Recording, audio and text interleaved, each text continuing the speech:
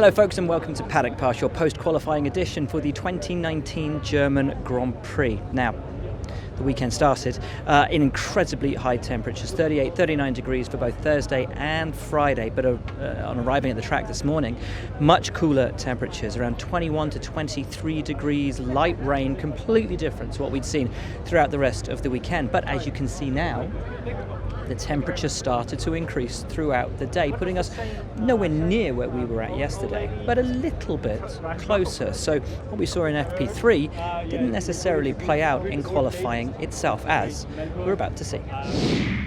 So Q1, and already the first surprise of the weekend, because Ferrari had locked out the top positions all the way through the weekend, Vettel and Leclerc sharing the honours between them, but Sebastian Vettel, home hero, out of Q1 before it even set a lap, ultimately an airflow to turbo. That was the issue for him. He is out, down in P20.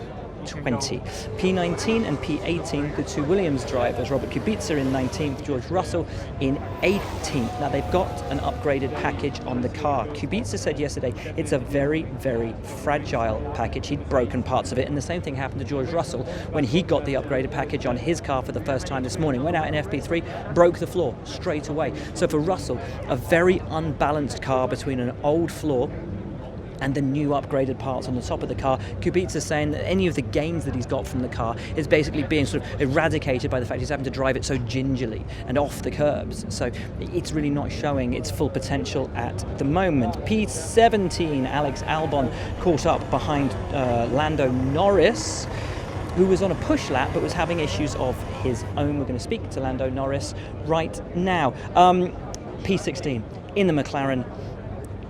Should potentially have been a top 10. Car looked pretty horrible in that session. Oh, thanks for saying it was the car, not me. Was it you? It was me. Okay. Carlos did a good job, so. Okay. What could you not get from the car that you needed? No, I got everything from the car. I just didn't put it together as much as I should have done, and I missed out by such a small amount. One small snap basically cost me getting into Q2, so it was nothing huge, I just didn't put the lap together, and as simple as that. It wasn't like we just didn't have the pace. The pace was there. I just, I think I can be happy about saying this, but it's the first time this year where I just haven't put it together and done what I'm here to do. It's the first time where I've just made a mistake, and it's cost me something. Which is frustrating because Carlos is now into Q3, so the car had potential, I just didn't show it. The margins are so tight, but the pitfalls of getting it, as you say, slightly wrong are so huge. They were. I don't know the exact gap, but I think from Kimi, he was P6 or P7, or maybe even higher than that, to me was 3/10. And I was, P16? P17, whatever. 3/10, I know it's still a lot, but at the same time, 3/10 is it's not a lot at the same time. So it's a mixture of the both, and that's why it's frustrating. Because within my driving, I don't want to be overconfident, but I would say there's a good 1.5 tenths, 2 tenths. So it was there. I just simply didn't do it. So those are your drivers from Q1, the grid then. P20, Sebastian Vettel, 19th Kubica, 18th Russell, 17th Albon, and 16th Lando Norris, which took us to Q2. As one of the drivers who had an upgraded package this weekend, it was great to see Lance Stroll finally stepping up into Q2 for the first time this year. However, that was as far as he got. He said he was happier yesterday with the balance of his new car, lost balance and confidence overnight into Q1, happy with Q1, but then lost that confidence, lost that balance and overall happiness with the car into Q2. He qualifies in P15, P14.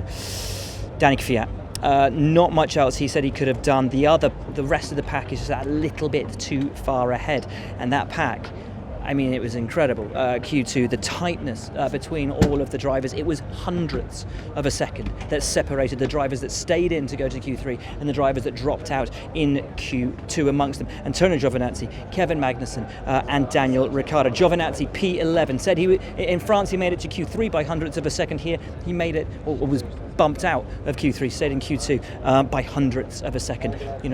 Rough and the smooth, he'll take it. P12, Kevin Magnussen. this morning, for the first time, the better of the two Haas drivers. Don't forget, Romain Grosjean reverted to the Melbourne spec.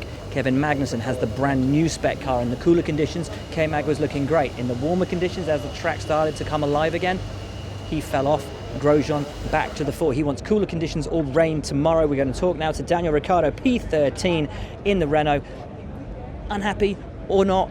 Is it just the rub of the land at the moment? As he said, a couple of hundredths of a second is all that separated the guys that went into Q3 from those that were out in Q2. Topsy-turvy weekend, this one for you guys. A little bit. Has it surprised you to find yourself down where you are? Yes and no. I mean, looking at the times, it's 200ths or 300ths puts me P8 or something in Q3. So it was so close, and when it's that close, I can't blame the car. The car was good enough to get there. 200ths is always in a driver somewhere, and I know where it was. It was turn 12. I went in a bit hard and lost the speed on the exit, so that was a difference. But angry at myself for sure. And yeah, I think from P8 to me was 300. So unfortunately, I'm that last dog in that group. But yeah, for sure, I'm angry right now. But again, I don't have anyone else to blame. So just try and turn it around tomorrow. It's an interesting era for Formula One where such small differences are making such huge differences in terms of grid position. We're used to it being like a second, a couple of seconds, and it's, as you say, it's hundreds. Yeah, it was. I mean, I like it. Don't get me wrong. And obviously, I got the short end of the straw today, but it's equally, it makes it exciting and fun, and that's what that midfield battle is this year. You know, obviously, we're not fighting for pole. That would be nicer, but at least we got a fight in our hands. And when you do get your nose in front of that group, it's quite satisfying. So today, I'm at the tail end of that little group that we had, and it's frustrating, and definitely want to put my fist through a wall. But again, I don't have anyone to blame but me, so I'll just take it on the chin and figure it out. So the order then: P15 Lance Stroll, P14 Danny Kvyat, 13th man you've just heard from, Daniel Ricciardo, then Magnussen in 12th and Giovinazzi in 11th. And if you thought that Ferrari's woes were behind them after seeing Sebastian Vettel out in Q1, Q3 didn't go any better. Charles Leclerc will start 10th. A fuel system issue. Yeah, really, really bad. He said that he felt bad for Sebastian during Q1. It's even worse when it's you. But punchy statement at the end. It's not over until the checkered flag. Don't forget Lewis Hamilton, of course, won here last year, having starting outside the top 10. I think it's P14 Lewis started last year, so there is some hope for Charles Leclerc in a car which has shown itself to be the class of the field all the way through the weekend. Hulkenberg, P9, really close to Q2, loved it. He says he's never ever seen it that close. And similar words from Sergio Perez in P8. A good step is what he said for the new Racing Point car this weekend. This is how Formula One should be. That level of tightness, that level of closeness in Q2. Real sort of seat up your pants stuff. Loved it. Carlos Sainz told us this weekend he needed to improve his qualifying game after disappointments at Silverstone. He did that brilliantly with a P7. Kimi Räikkönen in P5. Really happy. He said obviously he's only in P5 because the Ferraris were both out, but he's happy with that anyway. And Pierre Gasly at P4, crashed yesterday. Really happy for his crew, his boys who worked long into the night to repair his car. We're going to talk though to Romain Grosjean, qualified a brilliant P6, as we said, K-Mag out in the brand new car. Grosjean in the age-old, 9-month-old Haas that he's wanted to drive since the new upgrade was brought in Barcelona, and Roman originally said, I hate this car, I don't want it, we've gone the wrong direction. The team's finally listened, he's got his original car back. P6. Reason to be very cheerful. Yeah, the good old ladies worked well. Didn't she? Yeah. I mean, I think from yesterday to this morning, Kev was very happy with the new package. So there's some good understanding of the new package here, but obviously in quali, maybe with track time coming up a little bit. I was happier with my car than in the morning, and yeah, it's great. Always want to be the top of the midfield, but I think today the Alfa Romeo was just a bit too strong for us. Super tight in midfield, super exciting. I think Q2 to get to Q3 was within like 500 or so pretty good. It seems very temperature specific, your car. In the cool, not so good this morning. In the hot, yesterday and today, fantastic. With the weather looking like it is for tomorrow, can you be hopeful? Who knows? We do our best as always, and this year sometimes we've had really good quality and tough races. I hope tomorrow is not one of those, and we can actually hang in there and get some good pace. I think yesterday we were happy. So the cooler temp should in theory help us on the race. So you're not one of the only people that would be hoping for the hot conditions, given how fast you've been in those hot conditions. Well, I'll tell you one thing, there's not much I can do about, so I don't really care. Okay. So your top 10 then: Leclerc in 10th, Hülkenberg 9th, Perez 8th, Sainz 7th, Grosjean 6th, Raikkonen 5th, Gasly 4th, which leaves the top 3 of 2 Mercedes and 1 Red Bull. Quite incredibly, having never looked like they had the pace all the way through the weekend, other than in Q2 when Lewis found himself back up at the top. It is a Mercedes on pole position for their 200th Formula One Grand Prix, and as you might expect, it is Lewis Hamilton alongside him on the front row, though it's not another Mercedes 1-2. Bottas starts third. It is Max Verstappen who starts alongside Lewis Hamilton for the 2019 German Grand Prix. Pole position. With a hell of a lap as well. How happy are you with the performance today from the team, pulling it out from what had looked to be a hard weekend up to that point? Yeah, it's been particularly on my side, it's been a really difficult weekend being in the car. But yeah, we've struggled with our pace. We've been thereabouts. We brought a bit of an upgrade, which we I think is working, but the Ferraris were just so quick through turn 1 and turn 12, and on the straights they're just killing everyone.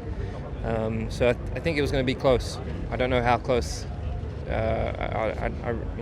They were basically in their fastest map most of the way, so that's where we usually are in Q3. So it would have been interesting, and it would have been fun for the fans. Unfortunately, it didn't bode well for that. I don't really know what happened to the Ferraris, but they're always quick here. And but I was really, really happy with my lap. Q3 run 1 was a really, really good lap. I think turn 8 I lost a little bit of time, but other than that, I think the next lap I was up in the second and last sector. So combining the first lap with the second lap would have been, I would like to think it would have been good enough to fight Leclerc. I think, given the lap you put in, I don't think it was a foregone conclusion Ferrari would have had it with that kind of a lap. It was that good. Are you confident for the race tomorrow? You know that you can win from outside the top 10 here, so even where they're starting, it's not out of the realms of possibility you're going to find yourself fighting them tomorrow. Yeah, it's a much, much different weekend for me, though. You know, last year I started 14th or something, 15th. So starting right at the front, it's a different picture. Yeah, and then obviously for them now in a similar position to where I was last year. But as you see, with the weather changing and all sorts, they could come back up just as good. So particularly if it's raining. So we got to just make sure that we just do our due diligence and deliver and try and pull the gap so they can't catch us. Great job, fantastic. Happy? Yeah, in general, of course, to be on the front row is good. Of course, you have to be realistic that Ferrari didn't, really participate in Q3, so they would have definitely had a good shot at it as well. So yeah, I'm happy, but of course we still need to improve a bit more. But at least it's good to start second for tomorrow.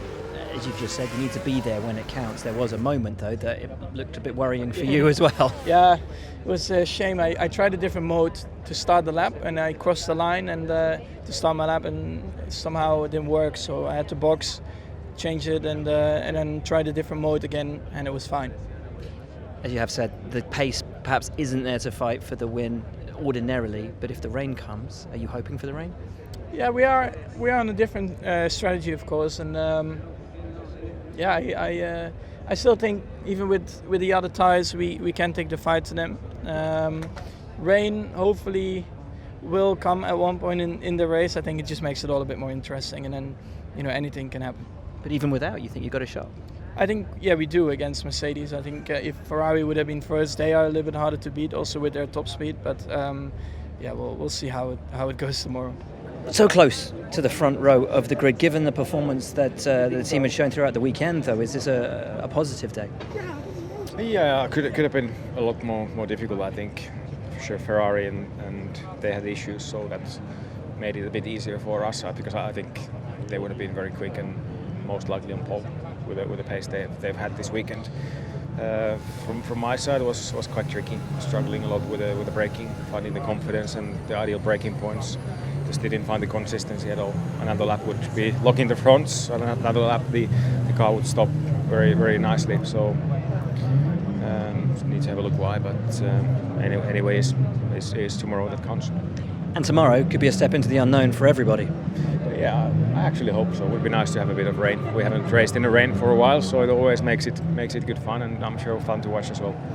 So that's your lot from Paddock Pass in the run-up to the 2019 German Grand Prix. This is a weekend that Toto Wolff said to us on Friday, they've kind of set it up to be bad karma for them, celebrating their 200th Grand Prix, celebrating their 125th year in motorsport. They've done that thing which always leads to a nightmare. They've changed their livery, just like when a driver changes his helmet, it always goes wrong. When a team changes their livery, they never see the checkered flag. And what's more, they've sponsored the race. It is the Mercedes-Benz German Grand Prix this year. The karma was all building up, said Toto, to conspire against us, and it looked like it was going to be that way. Ferrari fastest in every practice session all the way through. Neither one of them even in the fight for pole position. It is Mercedes that start from pole position. It is Mercedes that start with the strongest chance of winning this race, but with rain forecast and heavy rain forecast. And having seen Lewis Hamilton himself win from outside the top 10 last year, we know that anything can happen at this race. And with that chance of inclement weather, I think there's a highly good chance that it will. Join us tomorrow for what promises to be a great Grand Prix. But for now, that's your lot.